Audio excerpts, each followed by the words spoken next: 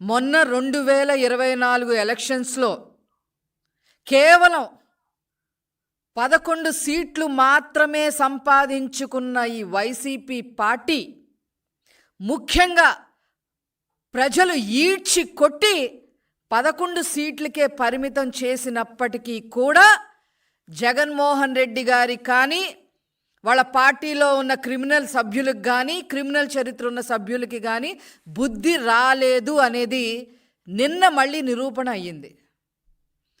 31 criminal కేసులున్న ఈ జగన్మోహన్ రెడ్డి వరద బాధితులు ఏ రకంగా ఉన్నారు, మన వంతుగా ఏ రకంగా సహాయపడాలి అనే ఆలోచన లేకుండా తూతూ మంత్రంగా ఒక పూట వచ్చి ఎవరో రాసిన స్క్రిప్ట్ చదివేసి చంద్రబాబు గారి మీద లోకేష్ గారి మీద బురద చల్లేసి బెంగళూరు పారిపోతాడు.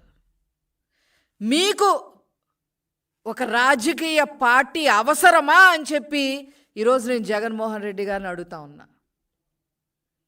అనేక మందిని హత్యలు చేసి అనేక వాటి మర్డర్ కేసుల్లో ఉండి ఈవీఎంలకి సైతం పగలగొట్టి ప్రజల్ని భయభ్రాంతులు చేసిన పిన్నెల్లి రామకృష్ణారెడ్డిని వెళ్ళి పరామర్శించి వస్తావు. ఇసుక మాఫియా చేసి 3 లక్షల టన్నుల పైన ఇసుక మింగేసి ఒక సామాన్య ఫోటోగ్రాఫర్గా ఉండి ఇసుక దొంగగా మారి 100 ఎకరాల్లో అరటి చెట్లు నరికేసి రైతుల్ని బజార్న పడేసి నరకడమే కాకుండా వాటిని తగలపెట్టేసి చంద్రబాబు నాయుడు గారు అమరావతిలో వేసిన సీసీ రోడ్లని తవ్వేసుకొని కంకర అమ్ముకొని చివరికి వరదలు వచ్చిన సమయంలో కుట్ర పన్ని అతని ఇసుక దందాని ప్రోత్సహించే ఆ పడవల్ని బ్యారేజీల దగ్గరికి పంపించి గేట్లని నాశనం చేసి ఏకంగా బ్యారేజీనే కూల్చేయాలని చూసి లంక గ్రామాలు మునిగిపోతే వేల మంది ప్రజలు చనిపోతారు, దాని మీద మనం శవరాజకీయం చెయ్యొచ్చు అనే ఆలోచన విధానం చేసిన ఈ నందికం సురేష్ని అన్నిటికీ మించి దేవాలయం లాంటి మా పార్టీ ఆఫీస్ని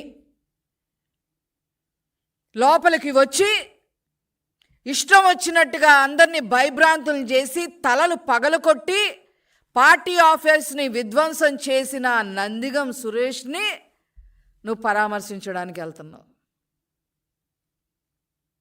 అది అంతేకాకుండా ఇంకోటి కూడా అడుగుతున్నావు, నీ నెక్స్ట్ పరామర్శ ఎవరో కూడా మేమే చెప్తాం. ఒక మైనర్ బాలిక నీ లైంగిక వేధింపులతో ఆ అమ్మాయిని హింస పెట్టి పోస్కో యాక్ట్ కింద అరెస్ట్ అయిన నీ కోడుమూరు మాజీ ఎమ్మెల్యే సుధాకర్ని పరామర్శించడానికి నువ్వు వెళ్తున్నావు.